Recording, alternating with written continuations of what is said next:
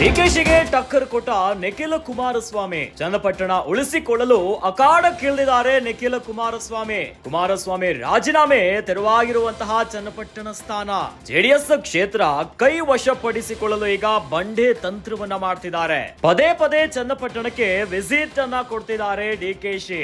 ಈಗ ಡಿಕೆಶಿಗೆ ಟಾಂಗು ಕೊಡಲು ರಣಾಂಗಣಕ್ಕೆ ನಿಖಿಲ್ ಎಂಟ್ರಿಯನ್ನ ಕೊಟ್ಟಿದ್ದಾರೆ. ಕಳೆದ 3 ದಿನಗಳಿಂದ ಕ್ಷೇತ್ರದಲ್ಲಿ ನಿಖಿಲ್ ಹವಾ ಜೋರಾಗಿಬಿಟ್ಟಿದೆ. ಚನ್ನಪಟ್ಟಣ ಜನರಿಗೆ ಹತ್ತಿರವಾಗಲು ನಿಖಿಲ್ ಪ್ಲಾನ್ ಅನ್ನ ಮಾಡಿದ್ದಾರೆ. ಕ್ಷೇತ್ರದ ಪ್ರತಿ ಗ್ರಾಮಕ್ಕೂ ತಲುಪಲು ರೋಡ್ ಮ್ಯಾಪ್ ಅನ್ನ ಮಾಡಿಕೊಂಡಿದ್ದಾರೆ. ಏನೋ ಗ್ರಾಮಗಳಿಗೆ ಭೇಟಿ ನೀಡಿ ಸಮಸ್ಯೆಯನ್ನ ಆಲಿಸುತ್ತಿದ್ದಾರೆ ನಿಖಿಲ್ ಕುಮಾರಸ್ವಾಮಿ. ಕ್ಷೇತ್ರ ಪ್ರವಾಸದಿಂದ ಜನರಿಗೆ ಹತ್ತಿರವಾಗಲು ನಿಖಿಲ್ ಪ್ರಯತ್ನವನ್ನ ಮಾಡ್ತಿದ್ದಾರೆ. ಈ ಮೂಲಕ ಡಿಕೆಶಿ ಯೋಗೇಶ್ವರ್ಗೆ ನಿಖಿಲ್ ಟಕ್ಕರ್ ಅನ್ನ ಕೊಟ್ಟಿದ್ದಾರೆ, ತಿರುಗೇಟನ್ನ ನೀಡಿದ್ದಾರೆ.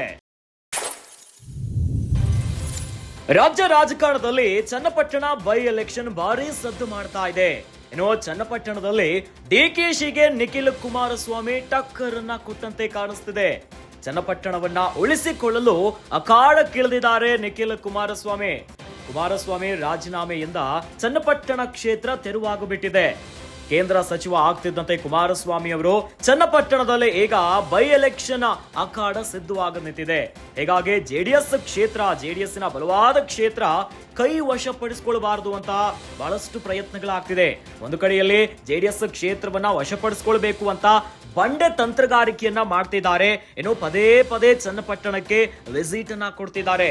ಒಂದು ಕಡೆಯಲ್ಲಿ ಬೆಂಗಳೂರು ಗ್ರಾಮಾಂತರದಲ್ಲಿ ಡಿಕೆ ಸುರೇಶ್ ಸೋಲಿನ ನಂತರ ಡಿಕೆಶಿ ಈಗ ಆಕ್ಟಿವ್ ಆಗಿಬಿಟ್ಟಿದ್ದಾರೆ. ಇದೇ ವಿಚಾರಕ್ಕೆ ಸಂಬಂಧಪಟ್ಟಂತೆ ಈಗ ಡಿಕೆಶಿಗೆ ಟಾಂಗು ಕೊಡಲು ರಣಾಂಗಣದಲ್ಲಿ ನಿಖಿಲ್ ಕುಮಾರಸ್ವಾಮಿ ಕೇಲು ಶುರುವಾದಂತೆ ಕಾಣಿಸ್ತಿದೆ.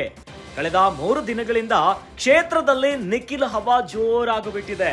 ಚನ್ನಪಟ್ಟಣದ ಜನರಿಗೆ ಹತ್ತಿರವಾಗಲು ನಿಖಿಲ್ ಕುಮಾರಸ್ವಾಮಿ ಪ್ಲಾನ್ ಮಾಡದಂತೆ ಕಾಣಿಸ್ತಿದೆ. ಕ್ಷೇತ್ರದ ಪ್ರತಿ ಗ್ರಾಮಕ್ಕೂ ತಲುಪಲು ರೋಡ್ ಮ್ಯಾಪ್ ಅನ್ನ ಮಾಡಿಕೊಂಡಿದ್ದಾರೆ. ಗ್ರಾಮಗಳಿಗೆ ಭೇಟಿಯನ್ನ ನೀಡಿ ಜನರ ಸಮಸ್ಯೆಗಳಿಗೆ ಆಲಿಸುತ್ತಿದ್ದಾರೆ. ಇನ್ನು ಜನರಿಗೆ ಹತ್ತಿರವಾಗಲು ನಿಖಿಲ್ ಕುಮಾರಸ್ವಾಮಿ ಅವರು ಪ್ರಯತ್ನವನ್ನ ಮಾಡ್ತಿದ್ದಾರೆ. ಈ ಮೂಲಕ ಡಿಕೆಶಿ ಮತ್ತು ಯೋಗೇಶ್ವರ್ಗೆ ನಿಖಿಲ್ ತಿರುಗೇಟನ್ನ ಕೊಟ್ಟಿದ್ದಾರೆ.